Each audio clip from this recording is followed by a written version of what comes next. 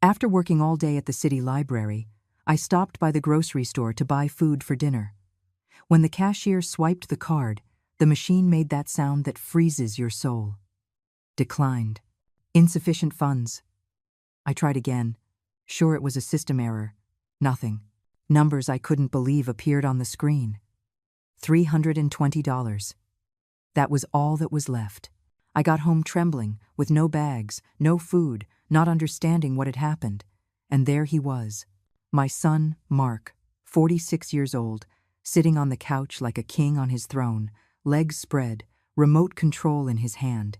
Tiffany, my daughter-in-law, was lounging next to him, looking at her new phone, the one I didn't know they had bought. "Mark, what happened to the money in the account?" I asked, my purse still hanging from my shoulder, still trying to breathe normally. He didn't even look at me. He kept watching television as if I were an annoying fly. "Tiffany bought a car and renovated her mother's house with your money. I approved it," he said. Just like that, with that coldness. Like someone commenting that they changed the channel. The world stopped. $85,000. Years of my life getting up at 6 o'clock in the morning. Years of taking 2 buses to get to the library. Years of saving every penny, dreaming of the day I could have something of my own. A small place where no one told me what to do, where to sit, what to cook. Tiffany looked up and smiled at me. It wasn't a kind smile. It was a smile of victory. "Mom Eleanor, are you going to make dinner now?" "Mark is hungry," she said, as if nothing had happened, as if she hadn't just stolen my entire life. And Mark nodded. "Yeah. Make those meatballs that you make so well, the ones with your special touch." I just stood there, with 73 years on my shoulders, feeling something inside me break into 1,000 pieces. But something else was being born. Something cold, something that had been dormant for years. That night, I made the meatballs. I made them just like always, with the recipe my grandmother taught me, the one the whole family loved. Mark ate 3 plates. Tiffany ate 2. And afterward, they went to sleep happy, with full stomachs and clear consciences. But 3 weeks later, they both started wearing long-sleeved shirts. Even when it was hot, even when they were sweating. And neither of them ever asked me to cook meatballs again. Let me tell you how I got here. How a 73-year-old woman who only wanted peace and a little respect ended up preparing the most memorable dinner of her life. I am 73 years old. I have worked my entire life without stopping. I cleaned other people's houses when my husband died, and Mark was only 8 years old. I worked in a textile mill for 15 years, on my feet, with swollen hands and a back that creaked every night. Then I studied at night, my eyes burning with exhaustion, to get the certificate that allowed me to get into the city library. That job at the library was my pride. It didn't pay much, but it was respectable. I had a desk. People said "Good morning, Mrs. Eleanor," with respect. I helped children find books for their homework. I organized the files carefully. It was a quiet place, where I could breathe, where no one yelled at me. I never asked for much in life. I just wanted a quiet corner to drink my tea in the mornings, without anyone telling me I was in the way. I dreamed of retiring soon, and maybe, just maybe, renting a small apartment near the park. Something simple, with a big window where the sun could come in. Something of my own. Mark was born when I was 27. He was a beautiful baby, with his father's big eyes and my small nose. His father, my husband David, worked in construction. We earned just enough to pay the rent on a 2-bedroom apartment on the outskirts of the city. But we were happy. David would hug me at night and tell me that one day we would have our own house, with a yard where Mark could play. When Mark was 8 years old, David died in an accident on the job site. A poorly secured beam. No insurance, no compensation. The company simply closed and the owners disappeared.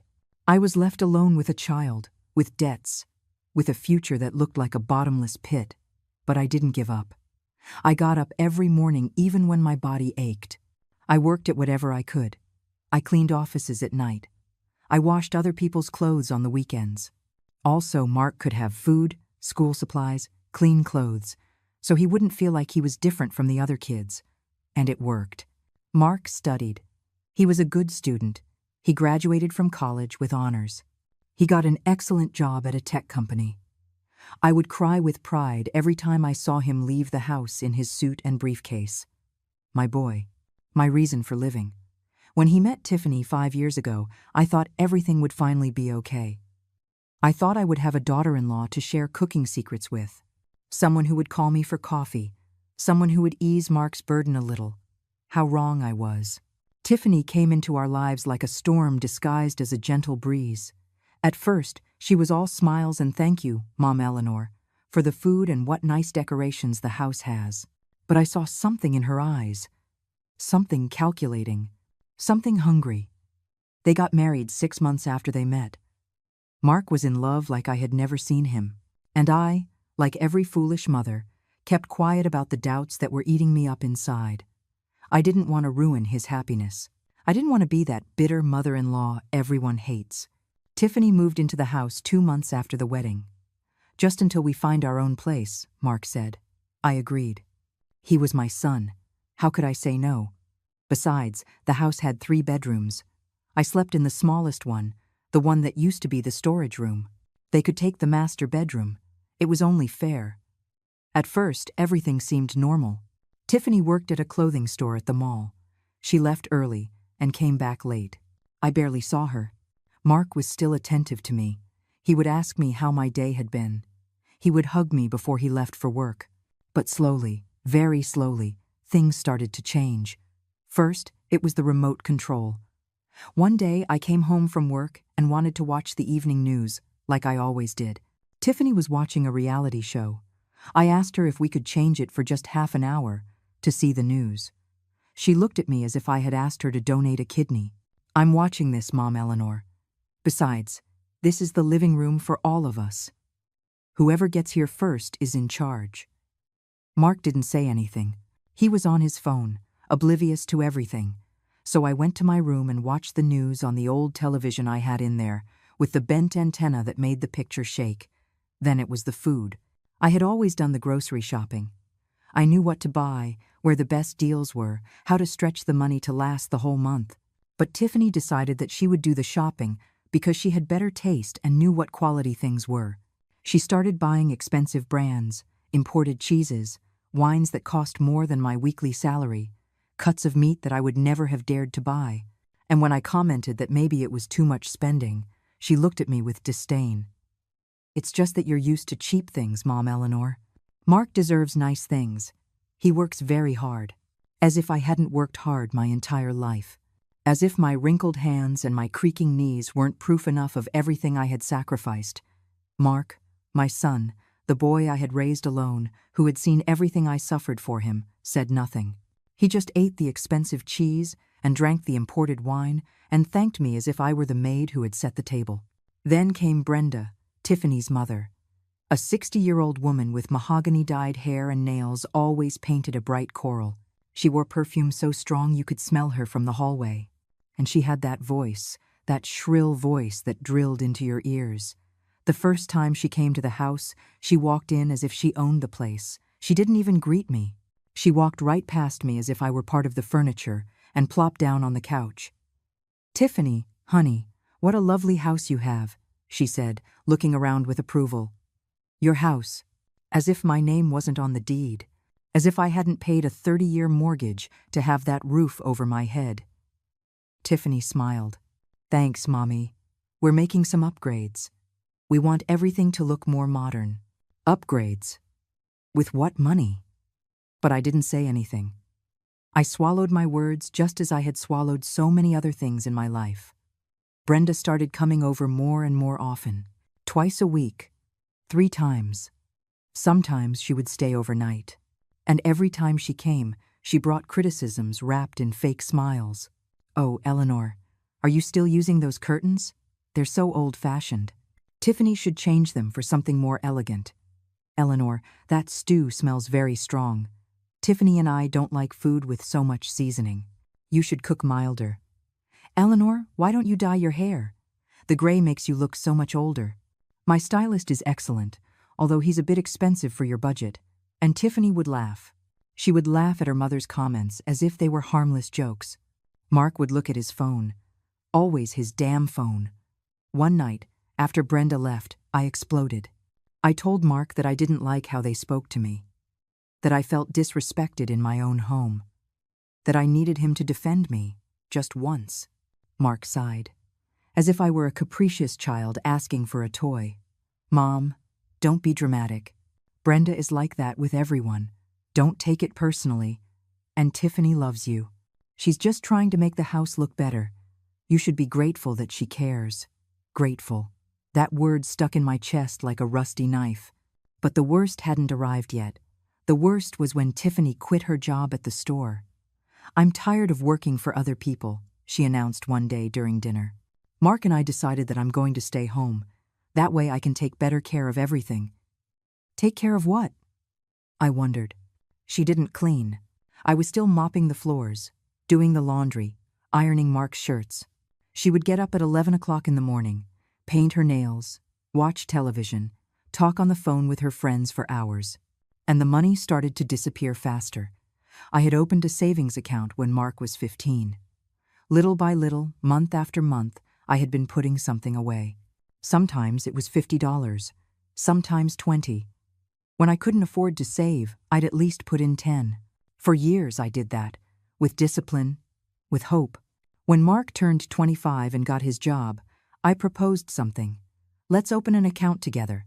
That way we both save, and when you need something important, it's there. A house, a car, an emergency.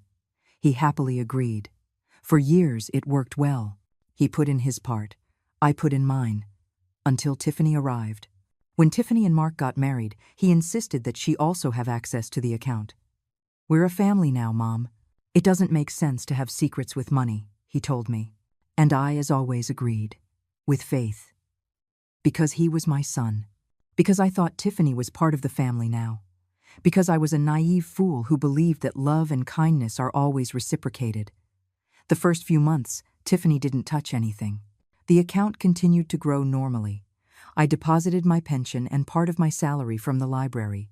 Mark put in a fixed amount each month. Everything seemed fine. But then I started to notice strange things. The account was growing more slowly.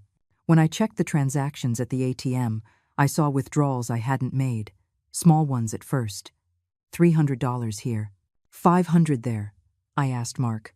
Oh yeah. Tiffany needed a few things. Clothes for some job interviews. Don't worry, Mom. We'll pay it back. They never paid it back. The withdrawals became more frequent. Larger. $1,000. $2,000. I watched as the money I had worked so hard to save evaporated, but every time I asked, Mark had an excuse. The car needed repairs. We had to pay off some credit card debts. Unexpected expenses had come up. And meanwhile, Tiffany would come home with bags from the most expensive stores at the mall. New shoes every week. Designer purses. Perfumes that cost more than my monthly rent from 20 years ago. One afternoon, I came home from work and found the living room full of new furniture. A huge cream-colored leather couch. A glass coffee table with gold legs. A floor lamp that looked like it was straight out of a design magazine. Do you like it, Mom Eleanor? Tiffany asked, proud, running her hand along the back of the couch. We needed to change that old furniture you had. It was embarrassing. That old furniture I had bought 15 years ago, with the first decent bonus I received at the library. It had cost me months of extra savings.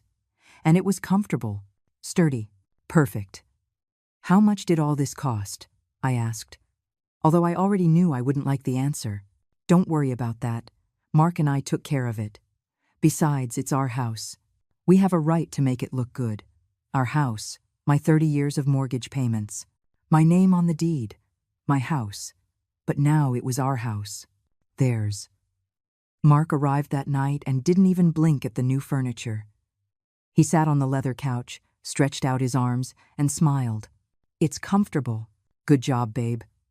I sat on the edge of the new couch, afraid of getting it dirty, feeling like a guest in my own living room.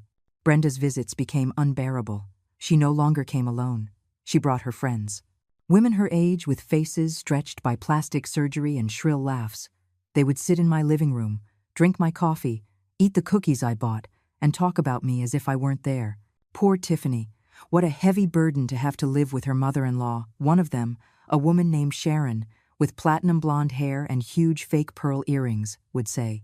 "Yes, but look at this lovely house. At least that makes up for it," another would reply. And Brenda would nod, sipping her coffee with her pinky finger raised, as if she were a queen. My daughter is a saint. Not just anyone puts up with these situations. But well, as long as Eleanor behaves herself and doesn't cause problems, I suppose they can coexist. Behaves herself, as if I were a dog that needed to be trained. Tiffany was right there, sitting next to her mother, and she said nothing. She didn't defend me. She just smiled and nodded and served her more coffee from the coffee maker I had bought, in the cups I had inherited from my mother. Mark was in his room, with the door closed, playing video games. I could hear the gunshots and explosions through the wall. That night, while I was washing the cups they had used, I cried. It wasn't a loud cry, it was silent.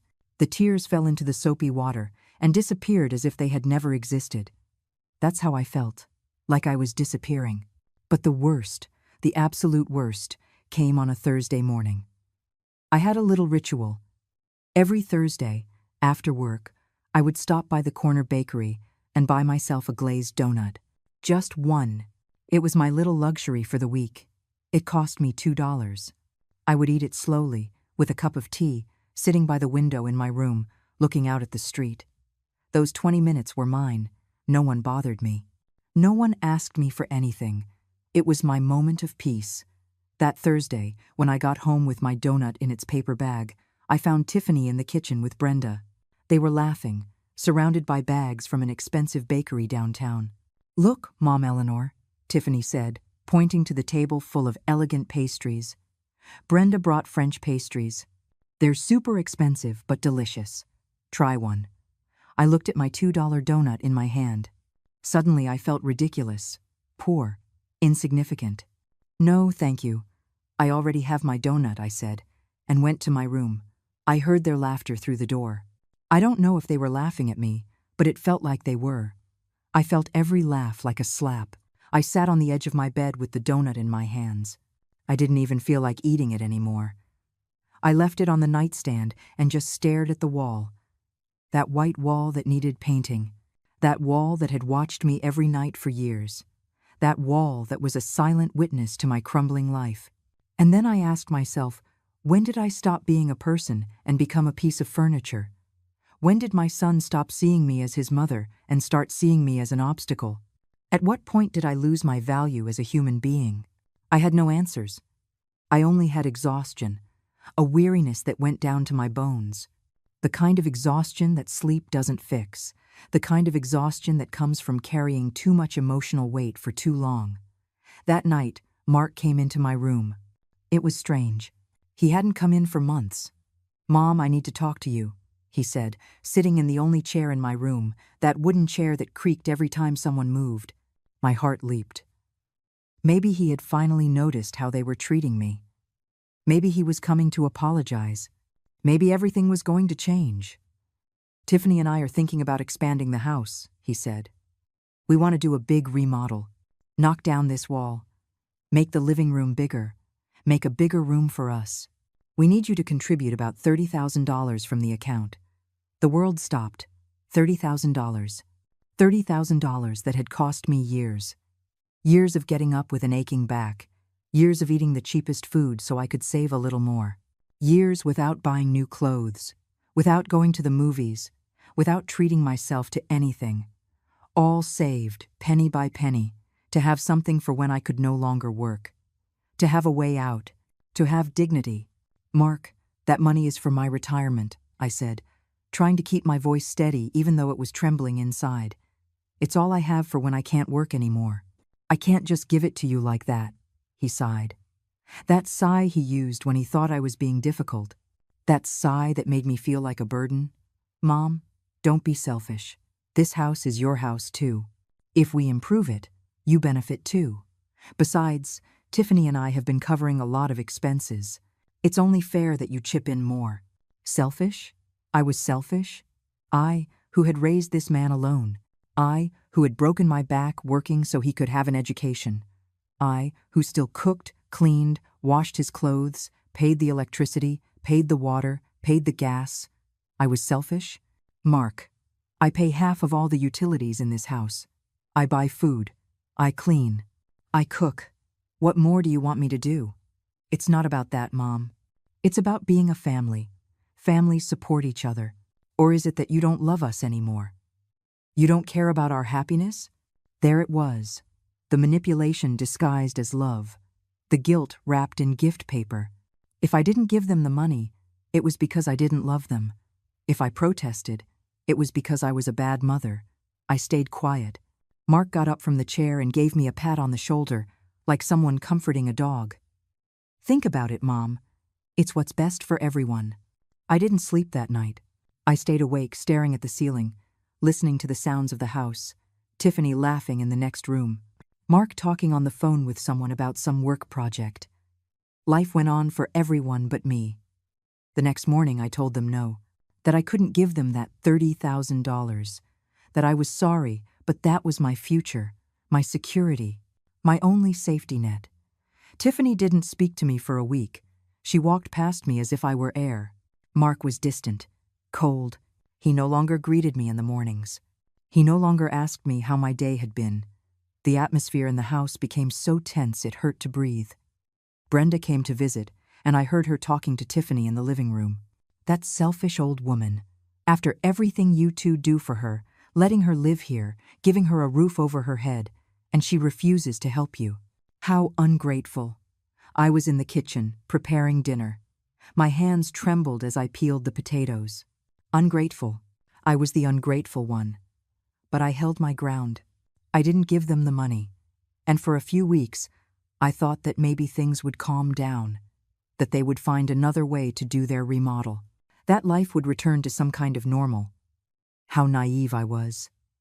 One Saturday morning, Tiffany announced that Brenda was coming to stay for a whole week. She's having some dental work done and needs someone to take care of her. You two don't mind, right? It wasn't a question. It was a declaration. Brenda arrived with 3 suitcases. 3. For 1 week.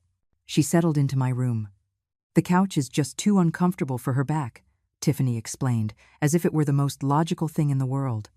You can sleep on the couch for a few days, Mom Eleanor. It's not a big sacrifice. 73 years old, working since 6 o'clock in the morning, coming home with swollen legs. And I was supposed to sleep on the couch so that Brenda, who didn't even live here, could sleep comfortably in my bed. Mark didn't say anything. He was watching a football game. The volume was so loud I don't even know if he heard the conversation. That week was hell. Brenda behaved like the lady of the house. She would get up at 10 o'clock in the morning and demand that I make her breakfast. Scrambled eggs, not too cooked, toast but not too toasted, freshly squeezed orange juice, and coffee with milk, but only with skim milk because she was watching her figure. I got up at 5:30 to get to work on time. I got home at 6 o'clock in the evening, dead tired, and had to cook for 4 people, wash the dishes, clean the kitchen. And then, when everyone else went to sleep in comfortable beds, I lay down on the couch with a thin sheet, trying to find a position that didn't kill my back. One night, around 2 o'clock in the morning, Brenda came out of my room and woke me up. Eleanor, can you make me some tea? I can't sleep. I looked at her in the darkness, her silhouette against the light from the hallway, and something inside me broke. It wasn't a big, scandalous break. It was silent, like when a dry branch snaps under the snow. I made her the tea, chamomile with honey, just as she liked. I took it to my room, where she was lying in my bed, watching videos on her phone.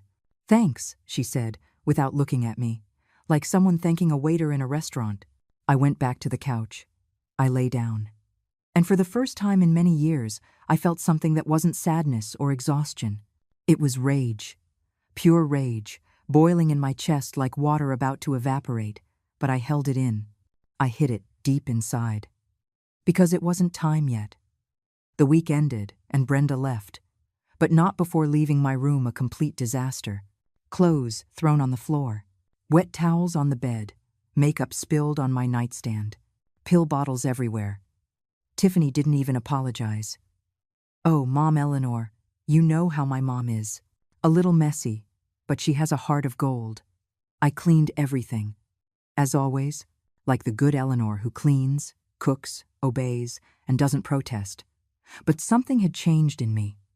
It was as if a door that had been closed for years had finally opened, and on the other side of that door was a different Eleanor. An Eleanor who was fed up, an Eleanor who wasn't going to put up with it anymore.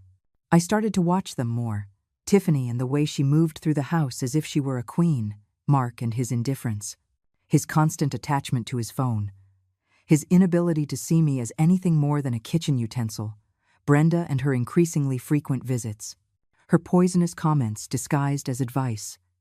I studied them like one studies an enemy before a battle, and I discovered things. Tiffany hadn't left her job because she was tired. She had been fired for stealing merchandise from the store. Mark had credit card debts I didn't know existed. Brenda had been evicted from her apartment for not paying rent for 6 months. All this information came to me in strange ways. A stray comment from a neighbor, a letter Tiffany left forgotten on the table, a call from a bank that I answered by mistake. And then I understood. They weren't just using me. They were bleeding me dry, down to the last drop, until there was nothing left of me. And then, when I was no longer useful, they would throw me away like an old rag. I couldn't let that happen. I wasn't going to let that happen. Then that day came. That damned day that changed everything. It was a Tuesday. I had worked all day at the library, organizing a huge donation of books that had arrived, boxes and more boxes, up, down, carrying, sorting. My back was screaming in pain, but I kept going. I always kept going. It was what I knew how to do. I left work at 6 o'clock on the dot. My legs hurt. My arms hurt. My soul hurt. But I had to stop by the grocery store. There was no food left in the house, and I knew that if I arrived empty-handed, Tiffany would make some biting comment about my responsibility. I went into the grocery store with my mental list. Bread, milk, eggs, ground beef for the meatballs Mark loved so much, vegetables for soup, rice, the basics. Nothing fancy. Never anything fancy for me. I filled the cart slowly, comparing prices, looking for sales. Every penny counted. It had always counted. When I got to the checkout, the cashier started scanning the items. The sound of the scanner. Beep, beep, beep. A sound I had heard thousands of times in my life. An everyday sound, almost comforting. The total was $83.47. I took out my card for the joint account. That account I had shared with Mark for years. That account where my savings, my pension, my entire life converted into numbers, were held. I swiped the card. And that's when my world collapsed. Declined. The word appeared on the machine's little screen like a death sentence. Declined. Insufficient funds. It must be a system error, I told the cashier, feeling the heat rise to my cheeks. Let me try again. I swiped the card again. Declined. The people behind me in line were starting to get impatient. I could feel their stares, their sighs, their irritation. Ma'am, do you have another form of payment? The cashier asked, with that mix of pity and annoyance that makes you want to disappear. I don't understand. There has to be money. Let me check the balance. The cashier helped me check the balance on the machine. My hands were shaking as I entered my PIN. The number appeared on the screen. $320.15. $320. In an account that 2 weeks ago had $85,400. $85,000 that had taken me 30 years to save. 30 years of sacrifice, of deprivation, of dreaming of a dignified future. Ma'am, I need you to either put the items back or pay. There are people waiting, the cashier said. I nodded. I couldn't speak. If I spoke, I would cry. And I wasn't going to cry there, in front of all those strangers. I left the grocery store empty-handed. I walked to the bus stop like a ghost. I couldn't feel my legs. I couldn't feel anything except a huge emptiness in my chest. On the bus, I took out my phone with trembling hands and checked the account transactions. There it was, black and white, the truth in cold, cruel numbers. October 22nd, withdrawal of $42,000. Memo, transfer to account ending in 7829. October 25th, Withdrawal of $25,000. Memo. Transfer to account ending in 7829. October 28th. Withdrawal of $17,800. Memo. Transfer to account ending in 7829. All in the same week. All to the same account. Tiffany's account. They had taken everything. Absolutely everything. And they had done it while I was working, while I was cleaning, while I was cooking for them. The bus moved through the city, and I looked out the window without seeing anything. The streetlights blurred with the tears I could no longer hold back, but I cried in silence. Always in silence. When I got home, Mark was on the couch. Our new cream-colored leather couch that cost who knows how many thousands of dollars. He was sitting with his legs spread, the remote in one hand, his phone in the other. Tiffany was next to him, filing her nails. Long nails, painted a bright peach color. I stood in the doorway, my purse hanging from my shoulder, my hands empty, my heart broken. "Mark," I said. My voice sounded strange, distant, as if it were coming from someone else. "What happened to the money in the account?" He didn't even look at me. He kept watching television, a sports program. Men running after a ball while my life fell apart. Tiffany bought a car and renovated her mother's house with your money. I approved it. Just like that. That simple. That cruel. Like someone commenting on the weather. Like someone saying they ordered pizza for dinner. The world stopped spinning. The air stopped entering my lungs. Time stopped in that terrible, unbearable moment. "What?" I could barely whisper. Mark finally looked at me.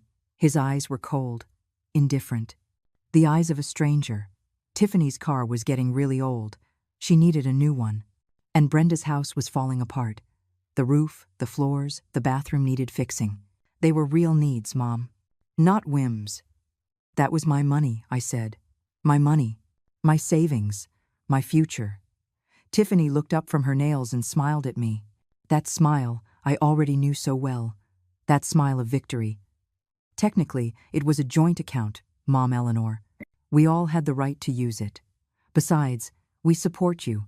We give you a house. We give you food. It was only fair that you chip in a little more. They supported me. They supported me.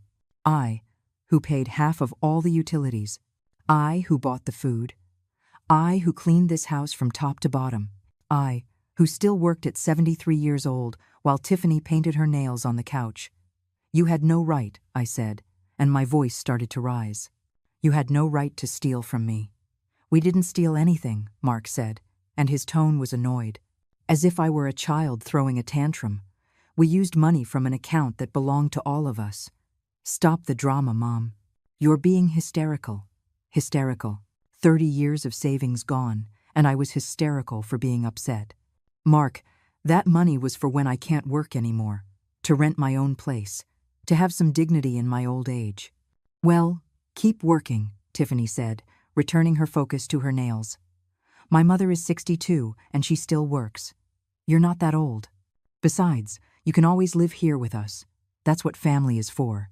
Live here, in my own house." But now, as an unwanted guest, as an old piece of furniture they didn't have the heart to throw out. "Well, so what's for dinner?" Mark asked, rubbing his stomach. "I'm hungry." "Make those meatballs you make so well, Mom. The ones with your special touch." He looked at me, waiting. They both looked at me, waiting. Waiting for me to swallow my rage, to swallow my humiliation, to go to the kitchen like good, obedient Eleanor and make them dinner after they had just stolen my entire life. And something in me snapped. It wasn't a loud snap, it was silent, like when ice breaks under your feet and suddenly you're falling into dark, cold water. But I didn't show it. I didn't scream. I didn't cry. I didn't break anything. I just smiled. "Of course," I said. "I'll make you my special meatballs, the best I've ever made." And I went to the kitchen. I closed the kitchen door behind me. My hands were shaking, but not from fear. They were shaking with something new, something I had never felt with such clarity. It was rage, yes, but it was more than that. It was determination. It was the absolute certainty that I was no longer going to be the victim of this story. I leaned against the counter and took a deep breath. Once, twice, 3 times, until my hands stopped shaking, until I could think clearly. 73 years. A whole life of working, of sacrificing, of being good, of being patient, of being the perfect mother, the perfect employee, the mother-in-law who doesn't bother anyone. And for what? To end up robbed, humiliated, treated like trash by the very people who were supposed to love me. No more. I opened the refrigerator. I took out the ground beef.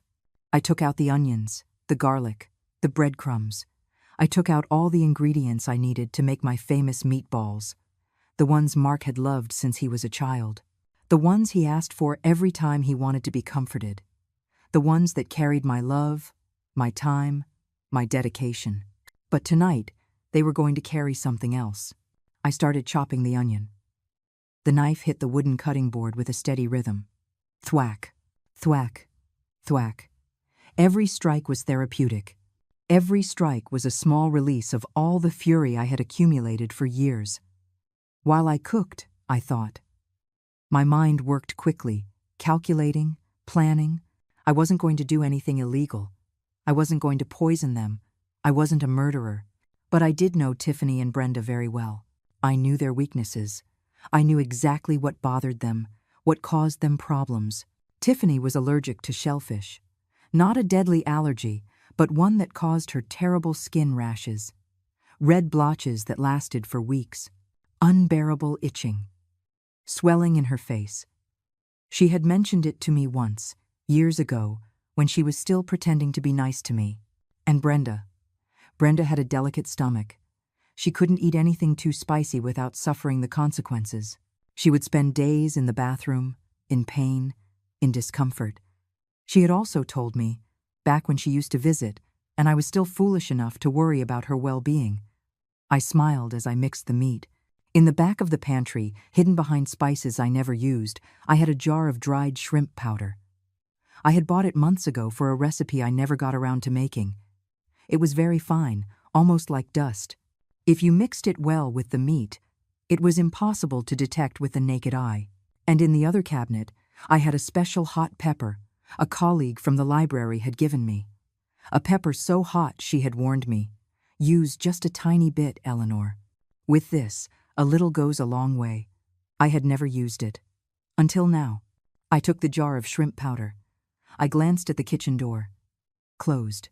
I could hear the television in the living room. The canned laughter from some stupid show. Life was continuing out there while I, in here, was taking control of my destiny. I opened the jar. The smell of the sea hit my nose. I emptied a generous spoonful into the meat mixture. Then another.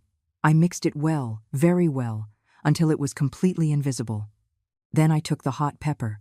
I chopped it into minuscule pieces, so small they were lost among the meat, the onion, the garlic.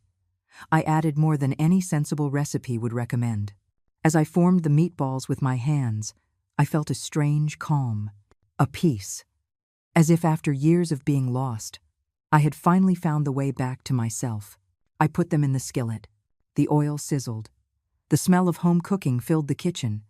That comforting, homey smell you associate with love and family. How ironic. While they cooked, I made the tomato sauce.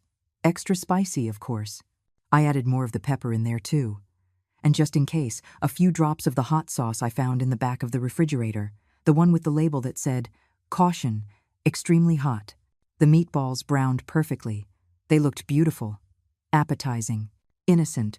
I made white rice, a simple salad. Everything normal. Everything as always. I set the table. The same plates as always.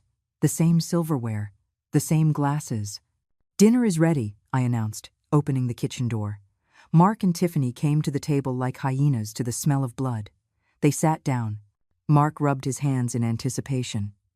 "Smells delicious, Mom." "I knew you wouldn't disappoint me." "You wouldn't disappoint me." As if his disappointment was the most important thing in the world. As if stealing $85,000 from me wasn't disappointing. As if treating me like trash wasn't disappointing. I served them. 3 large meatballs for each of them. Generous sauce. Rice. Salad. "You're not eating, Mom Eleanor?" Tiffany asked with that fake voice, the one she used when she wanted to seem considerate in front of Mark. I'm not hungry, I said. I ate something at work. Ali. I hadn't eaten anything all day. But I wasn't going to eat those meatballs. Not because I was afraid of the physical consequences, but because I didn't deserve them. Those meatballs were made for a very specific purpose. Mark took the first bite. He closed his eyes. Delicious, as always. No one cooks like you, Mom. Tiffany ate too. At first, she seemed happy. Then she frowned slightly. They're a little spicier than usual. Oh, it's a new recipe I wanted to try, I said, keeping my voice neutral. I thought you'd like something with more flavor. Mark shrugged and kept eating. He devoured all 3 meatballs in minutes. Tiffany was slower, but she also finished her plate. She even had seconds. She took 1 more meatball. I washed the dishes while they went back to the couch. My heart was beating fast, but my face remained serene, calm, controlled. That night, I lay down in my bed in my room that I had finally gotten back after Brenda's invasion, and I waited. I didn't know exactly how long it would take to take effect. Allergies were unpredictable. Spiciness worked differently in each person. But I had faith. Faith in justice. Faith that the universe, finally, was on my side. At 3 o'clock in the morning, I heard the first scream. It was Tiffany. Mark, wake up. My whole body is itching. I got up silently and moved toward my door. I opened it just a crack, enough to listen. What's wrong? Mark's voice, still sleepy. I'm itching, look at me. Look at my face. Silence. Then, Tiffany, you're all red. You have spots everywhere. I know. It feels like my skin is on fire. What did I eat? What was it that I ate? Mark started to complain too. My stomach. God, my stomach feels weird, like it's burning from the inside. I need to go to the bathroom, Tiffany yelled. I heard her run down the hall. The bathroom door slammed shut. Mark got up too.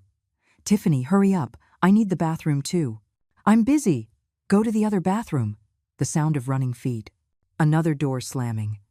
And then the symphony began. The moans, the groans.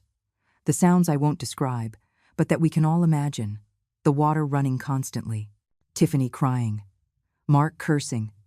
I got back into my bed and smiled in the darkness. It wasn't a smile of joy. It was a smile of justice, of restored balance, of recovered dignity. The next morning, Tiffany didn't come out of her room. When she finally did around noon, her face was a map of red blotches. Her eyes were swollen. The skin on her arms was covered in rashes that looked like burns. What happened to me? She asked me, almost crying. What was in that food? The same as always, I said innocently. Meat, onion, garlic, breadcrumbs, spices. My lifelong recipe. But why? Mark looked terrible too, pale, haggard. Every 2 minutes he had to run to the bathroom. I think the meat was bad, he said, clutching his stomach. You poisoned us with rotten meat. I laughed. I couldn't help it. I laughed in his face. I bought the meat yesterday. It was perfectly fresh. Maybe you just have delicate stomachs. Tiffany was scratching her arms desperately. I need to see a doctor. This isn't normal. Look at me. I look like a monster. Then go, I said. I'm not stopping you. That day they called Brenda to come and take care of them, as if they were small children, unable to fend for themselves. Brenda arrived mid-afternoon, carrying bags from the pharmacy and with her face full of motherly concern.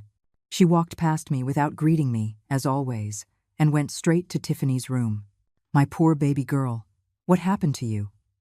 I heard her say in that dramatic voice she used for everything. I stayed in the kitchen making tea. For myself, of course. They could die of thirst for all I cared. Tiffany told her, between sobs, about the spots, the itching, the discomfort. Mark also joined the conversation from the bathroom, where he had practically set up permanent residence. It was the food from last night, Tiffany said. Mom Eleanor's meatballs. They had something in them. Something bad. And you ate those meatballs? Brenda asked Tiffany, lowering her voice but not enough for me to miss it. Yes, Mom. All 3 she served me. I even had seconds because they were good. There was a silence. Then Brenda said something I couldn't hear clearly. But from the tone, I knew they were talking about me. Planning something. Maybe thinking I had poisoned them on purpose. Let them think what they want, I thought. Let them prove it. That night, Brenda demanded that I show her the ingredients I had used for the meatballs. I opened the pantry with complete calm. I took the meat from the refrigerator, still in its original packaging, with yesterday's date clearly visible. I showed her the onions, the garlic, the breadcrumbs, the oil. "Do you see anything strange?" I asked her with venomous sweetness. Brenda inspected everything with her eagle eyes. She smelled the meat, she checked the spices. She found nothing out of the ordinary. Because I had already gotten rid of the shrimp powder and the special hot pepper. I had thrown them in the public trash can down the street that very morning, nice and early, before anyone woke up. "Maybe you have a stomach bug," I suggested. "You've been eating a lot of food out lately. Who knows what condition they prepare food in at those expensive restaurants you love so much." Brenda looked at me with pure hatred. She knew. She couldn't prove it, but she knew. And I held her gaze without blinking, letting her see that I was no longer the submissive Eleanor they could trample on. Tiffany didn't leave the house for a week. The blotches on her skin got worse before they got better. They looked like second-degree burns. Her face was so swollen she could barely open her eyes. Every time she looked in the mirror, she cried. Mark couldn't go to work either. His stomach tortured him day and night. He lost weight. He looked gaunt, gray. Every meal was an adventure of pain and running to the bathroom. And I continued my life as normal. I went to work. I came home. I cooked, but only for myself, because neither of them wanted to try my food. They kept their own things in the refrigerator. They ate bread, crackers, packaged things they knew I hadn't touched. Brenda stayed that whole week to take care of them. She slept on the couch because I had locked myself in my room. I wasn't giving up my space anymore. No more. One night, I heard her talking on the phone with someone, probably one of her friends. I'm telling you, that old woman poisoned them. You can't convince me otherwise, but there's no way to prove it. She's too clever. I smiled in the darkness of my room. Clever. After 73 years of being the fool, someone finally called me clever.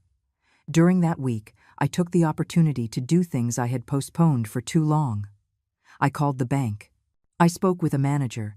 I explained the situation, the unauthorized withdrawals, the theft. But ma'am, the account is joint. Technically, both owners can make withdrawals without the other's consent, the manager explained with a compassionate voice. I know, I said, but I want to close that account and open a new one. In my name only. And I want to transfer everything that's left.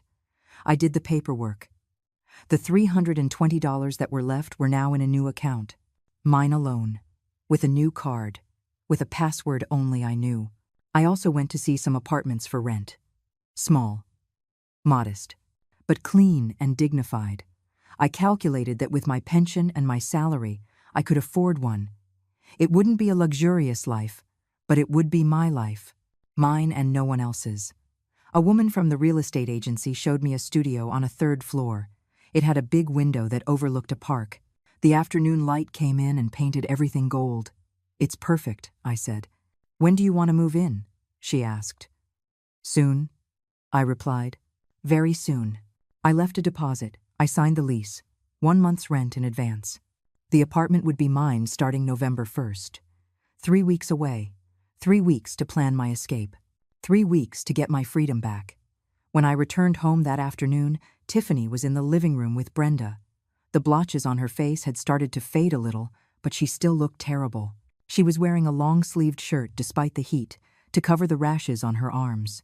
Mom Eleanor, she called out when she saw me come in. Her voice was different, less arrogant, more cautious. I stopped and looked at her. I didn't say anything. I just waited. Could you cook something simple for dinner? Mark and I still don't feel well. Something light. Please, please. I hadn't heard that word from her mouth directed at me in months. No, I said simply. Tiffany blinked, confused. No, I'm cooking for myself. You can cook for yourselves. Or you can order food. Or you can starve. I don't care. Brenda shot up from the couch as if propelled by a spring. How dare you talk to my daughter like that? I looked at her. This woman who had invaded my space, who had slept in my bed, who had treated me like a servant, who had raised a daughter who thought the world owed her everything. Your daughter and my son stole $85,000 from me, I said, my voice clear and strong. They bought a car for her and renovated your house. My house, which I paid for 30 years. They are treating as if it's theirs. They have humiliated me, disdained me, used me, and discarded me. So no, Brenda, I am not going to cook for them anymore. I am not going to clean for them anymore. I am not going to do anything for them anymore. The silence that followed was deafening. Tiffany turned pale. Well, paler than she already was with the blotches. Mom Eleanor, I didn't mean to. Yes, you did, I interrupted. You meant to do exactly this.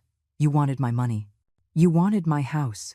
You wanted to use me until there was nothing left. Well, congratulations. You succeeded. There's nothing left of the foolish Eleanor I used to be. Mark came out of the bathroom at that moment, still looking sick. What's going on? Why are you yelling? Your mother is insulting us, Brenda said with indignation. Your mother is telling you the truth, I corrected. And if you don't like it, you can leave. You can go live in Brenda's renovated house. You can use Tiffany's new car. You can do whatever you want. But you are no longer going to use my house, my money, or my patience. Mark looked at me as if he didn't recognize me. And he was right. This was not the mother he knew. This was a new woman. A woman who had found her spine after 73 years. Mom, you're being irrational, he said, trying to use that condescending tone that used to work. I understand you're upset about the money, but it was a family decision. We can talk about it. There's nothing to talk about, I said. The decision is made, and if you don't like it, there's the door. I went to my room. I closed the door. I locked it. And for the first time in years, I sat on my bed and breathed. I breathed deeply. I breathed freely. Outside, I could hear their agitated voices, Brenda yelling about my lack of respect, Tiffany crying about her ruined skin, Mark trying to calm them both down. But their voices sounded distant, like a television show in another room, present but irrelevant. I took out my phone and opened the pictures of the apartment I had just rented. That big window, that golden light, that space that would soon be mine. 3 weeks. I just had to hold on for 3 more weeks, and then I would be free. The next 2 weeks were strange, like living in a house where everyone is a ghost, passing each other but never touching. Tiffany and Mark avoided me. I avoided them. Brenda had gone back to her renovated house, but not before shooting me murderous looks and muttering things about ungrateful old women. It took Tiffany's blotches almost 3 full weeks to disappear. 3 weeks of wearing long sleeves even when the heat was unbearable. 3 weeks of not being able to wear her low-cut dresses, her tank tops, all those clothes she loved to wear to show off. 3 weeks of looking in the mirror and crying because her perfect skin was now stained, irritated, ruined. Mark was finally able to go back to work after 2 weeks, but he was still thin, pale, with deep dark circles. His stomach had been left sensitive. He could no longer eat just anything without consequences. Every meal was a game of Russian roulette with abdominal pain. And I watched. I watched without saying anything, without showing satisfaction. But inside, I felt that cold justice, that sense of balance that had been missing for so long. One night, Mark knocked on my bedroom door. It was late, almost 11 o'clock. "Mom, can we talk?" he asked through the door. I considered not opening. I considered telling him to go away. But something in his voice sounded different. Smaller, more human. I opened the door. He was standing there, in his pajamas, with messy hair, looking more like the boy I remembered than the man he had become. "What do you want?" I asked, keeping my voice neutral. "I want to apologize," he said. And for the first time in months, he looked me in the eye, really looked at me. I said nothing. I just waited. I know what we did was wrong. About the money, I should have asked you first. I should have. I should have been a better son. Words. Just words. After everything that had happened, Did Tiffany ask you to come and say this? I asked. No, she doesn't even know I'm here. In fact, she's not speaking to me. She says it's my fault what happened to her skin, that I should have realized something was wrong with the food. Interesting. Paradise wasn't so perfect after all. Mom, I know it sounds pathetic, but I miss you. I miss how things were before, when we still got along. Before you stole all my money? I said without emotion. Before your wife treated me like trash? Before you made me feel invisible in my own house? He hung his head. I know. I ruined everything, and I don't know how to fix it. You can't, I said simply. What you broke can't be fixed. Mark, you broke my trust. You broke my heart. You broke years of sacrifice. How do you fix that? I don't know, he whispered, and for a moment I saw tears in his eyes.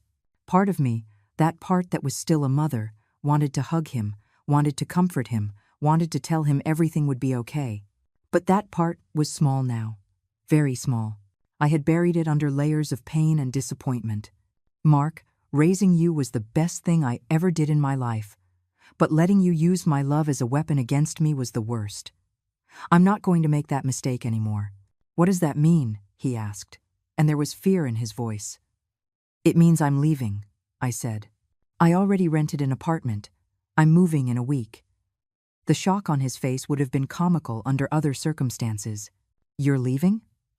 Where? How are you going to pay? That's not your problem anymore, I replied. I'll find a way. What I know is that I can't live here anymore. Not after everything. But Mom, this is your house. It was my house, I corrected. Now it's just a place where I'm made to feel miserable, and I'm 73 years old. I don't have that much time left in this world. I'm not going to waste what I have left being unhappy. Mark was quiet, processing, probably calculating how this was going to affect his finances. Because without my pension, without my contribution to the expenses, things were going to get tough for him and Tiffany. What if we pay you back the money? He said suddenly. Little by little, we can make a payment plan. We'll pay you back every cent. I laughed. It was a dry, joyless laugh. Mark, you two spent $85,000 in a month. On a car and a renovation. Where are you going to get the money to pay me back? Besides, it's not about the money anymore. It's about the fact that you betrayed me. That you made me feel like nothing. Mom, please, let me fix this. No, I said firmly. I've already made my decision. And this time, no one is going to change my mind. I closed the door. I heard his footsteps slowly walking away down the hall. I heard his bedroom door close. And then, voices. Tiffany asking where he had been. Mark explaining. Tiffany screaming. What do you mean she's leaving? And who's going to pay the electricity? The water? The gas? You know how much the utilities for this house cost. So that was it. They didn't care that I was leaving because they were losing me as a mother. They cared because they were losing me as a source of income. The following days were a silent ballet of mutual avoidance. I started packing my things. I didn't have much. 73 years of life fit into 5 cardboard boxes. Clothes. Some books. Old photos. My mother's jewelry. The teapot David gave me for our 5th anniversary. Tiffany watched me pack from the doorway, her arms crossed. Her blotches had finally disappeared, but her expression was bitter. Are you really going to do this to us? She asked one day. Do what to you? I replied, without stopping my folding. Leave my own house because you two turned it into a living hell? This was always our house, too. Mark is your son. He has a right to live here. He does, I said. That's why I'm the one leaving. You can keep the house. Enjoy it. Fill it with expensive furniture and imported food. Invite Brenda to live here permanently if you want. Do whatever you want. You're selfish, she spat. A selfish old woman who only thinks about herself. I looked at her. Really looked at her. This woman who had come into my life like a storm and destroyed everything in her path.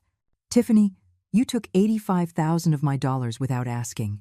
You bought a car for yourself. You renovated your mother's house. You treated me like a servant in my own home. And I'm the selfish one for wanting to have peace in my final years? That money was in a joint account.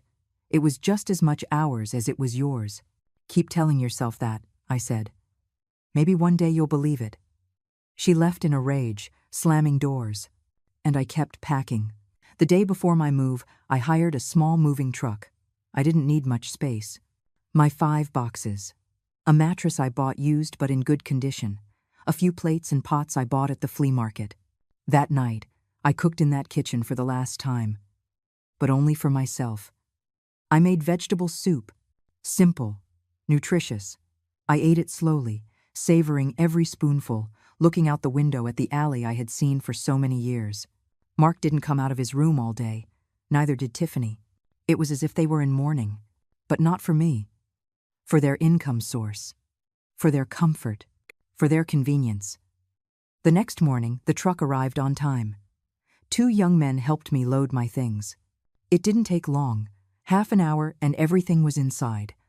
As I was about to leave, Mark appeared. His eyes were red. I don't know if he had been crying or just hadn't slept. "Mom, are you really leaving?" he asked, as if he still couldn't believe it. "Yes, Mark, I'm leaving.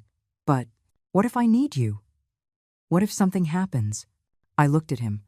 My son. The baby I had held. The boy I had raised alone. The man who had betrayed me. "You have my number," I said. "But Mark, understand this. I am no longer going to come running every time you need me. I am no longer your safety net. I am no longer your source of money. I am no longer your servant.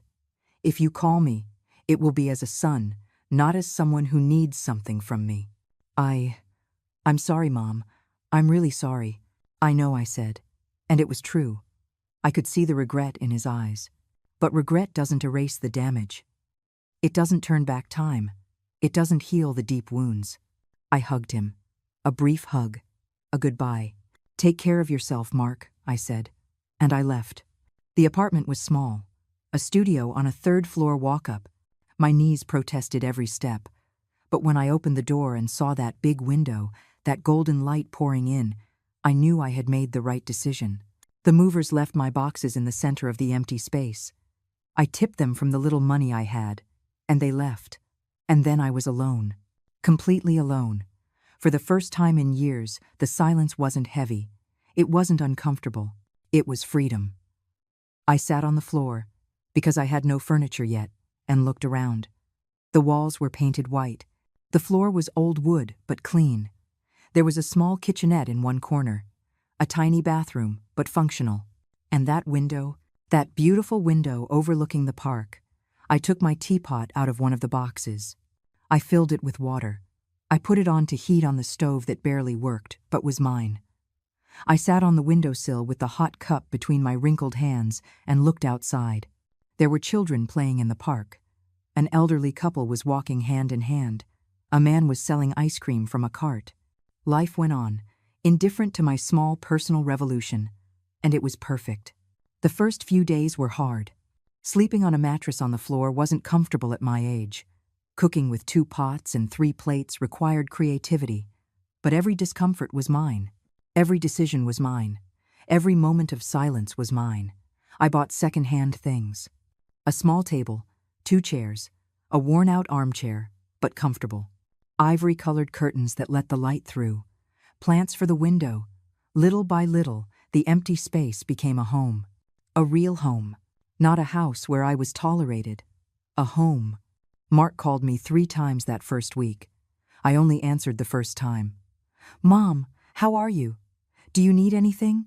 "I'm fine, Mark. I don't need anything. The house feels empty without you." That made me laugh. Empty. The house felt empty now that there was no one cooking, cleaning, paying for half of everything. "You'll get used to it." That's all I said. The other 2 calls I didn't answer. I sent him a text. "I'm fine. Let me live my life in peace." Tiffany never called. I didn't expect her to. Brenda, surprisingly, did. It was the 4th week after my move. "Eleanor, I need to talk to you," she said, with that voice that tried to sound conciliatory but only sounded fake. "About what, Brenda?" "About my daughter. About Mark. They're having financial problems. The house is expensive. The utilities are expensive. They need help. Let them sell the car, I said without emotion. That car they bought with my $85,000. I'm sure it will give them enough money to pay the bills for a while. That car is Tiffany's only transportation. She can't sell it. Then let Tiffany get a job, I suggested, like the rest of us mortals do. You are a. I hung up before she could finish the sentence. I blocked her number. I didn't need her poison in my new life. At work, something changed, too. My colleagues noticed something different about me. One of them, Fabiola, invited me for coffee after our shift. You look different, Eleanor, she said, studying me with curiosity. Lighter, as if you've shed a great weight. I moved out, I told her. I left the house where I was living with my son. And that makes you happy? I thought about the question. Happy? I wasn't sure I knew that word yet. But there was something. It makes me free, I said finally. Fabiola smiled. That's better than happiness. I started doing things I had never had time to do. I went to the park on Sundays and read on a bench. I joined a book club at the library. I took a painting class at the community center. I was terrible at it, but it didn't matter. It was mine. One afternoon, 2 months after my move, I was at the market buying vegetables when I saw Tiffany. She saw me too. For a moment, I considered turning around and hiding between the stalls. But I wasn't that Eleanor anymore. I didn't run anymore. She approached. She looked tired. Dark circles under her eyes. Her hair was dull. Her nails were unpainted. Mom Eleanor, she said. And her voice sounded small. Tiffany. We stood there, in the middle of the bustling market, surrounded by people haggling over prices and vendors shouting their offers. How have you been? She asked. Good. And you? Things are difficult. Mark had to take out a loan to pay the bills. I got a job at a store again. It's not the same as before, but, she trailed off, waiting for, I don't know, compassion? Pity? For me to offer help? I'm glad you found work, I said neutrally. Mom, Eleanor, I want to apologize for everything. I know I was terrible to you. I know I treated you badly. I have no excuse. I'm just sorry. I looked at this woman who had been the source of so much pain, and I felt nothing. No rage. No satisfaction. Not even pity. Just indifference. Tiffany, I appreciate the apology, but it doesn't change anything. What happened, happened, and I've already moved on. Is there any way to fix it? For you to come back? No, I said firmly. I'm not coming back. I found my peace. I found my space. And I'm not giving that up. She nodded. Tears were running down her cheeks. But they weren't my problem. Not anymore. Take care, Tiffany, I said, and walked away through the market stalls. I didn't look back. 3 months after my move, Mark showed up at my apartment. He hadn't called first. He just knocked on the door one Saturday morning. I opened it. He was standing there, with a bag in his hand, looking unsure. Hi, Mom. Mark, what are you doing here? I wanted to see you, see how you are. I brought donuts. From that bakery you like. I let him in. My small apartment, my humble space. I wondered what he would think, if he would see it as a failure, as a downfall. But when he came in, he just looked around in surprise. It's nice, Mom. Cozy. It's mine, I said simply. Every inch of it is mine. I made coffee. We sat at my small table. We ate the donuts in silence for a few minutes. Tiffany and I are getting a divorce, he said finally. I wasn't surprised. When you take easy money out of the equation, a lot of relationships collapse. I'm sorry, I said, because it was the proper thing to say. Don't be. It was for the best. She wasn't the person I thought she was. Or maybe she was, and I just didn't want to see it. And Brenda moved back in with Tiffany. Apparently, the renovated house wasn't so great after all. Problems with the plumbing, the electrical. They spent my money on appearances, but not on important things. Karma. Beautiful karma. And you? I asked. How are you? Surviving. Learning. Growing up, I hope. He looked at me with honest eyes. Mom, I know I ruined everything. I know I don't deserve your forgiveness. But I want you to know I learned my lesson. The hard way. And what lesson was that? I asked. That money isn't the most important thing. That family isn't measured by what they can give you, but by how they treat you. That you were the best mother I could have had, and I was the worst son. I didn't cry. I had already shed all my tears. But I felt something. Not forgiveness. Not yet. But maybe, eventually, I could get there. Mark, I don't know if I can ever fully forgive you, but I appreciate you coming. That you were honest. Can I visit you again? He asked, hopefully. Not to ask for anything, just to be here. To rebuild something, even if it's small. I thought about it. Part of me wanted to say no, that it was too late, that the damage was irreparable. But another part, that part that was still a mother, that would always be a mother, wanted to give him a chance. Once a month, I said. You can come once a month, but on one condition. Anything.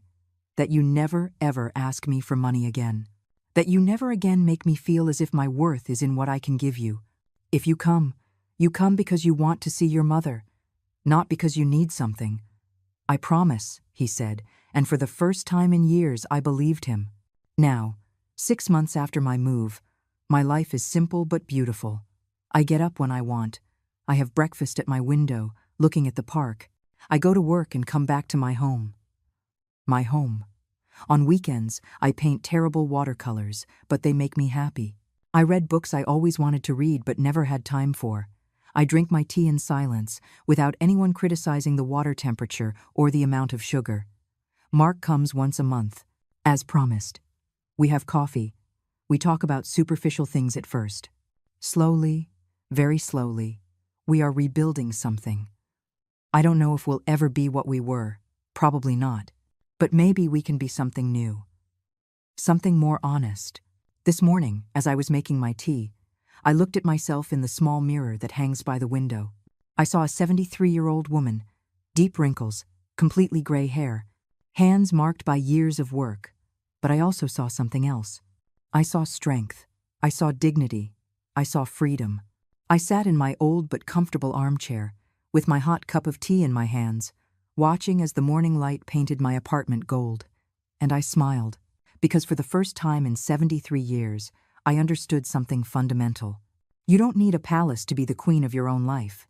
You just need the courage to claim your space, to say no, to choose yourself.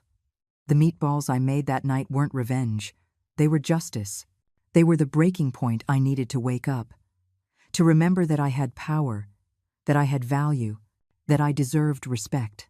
And now, every morning when I make my breakfast, when I clean my small apartment, when I pay my rent with my own money, I feel that freedom in every action.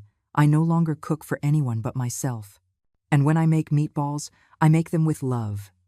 Self-love. The kind of love I should have given myself decades ago. Because in the end, after a whole life of giving, of sacrificing, of putting others first, I learned the most important lesson. You can't take care of others if you don't take care of yourself first. And now, finally, I am taking care of myself. The silence in my apartment isn't heavy. It's not loneliness. It's peace. It's freedom. It's mine. For the first time in 73 years, every cup of tea tastes like victory.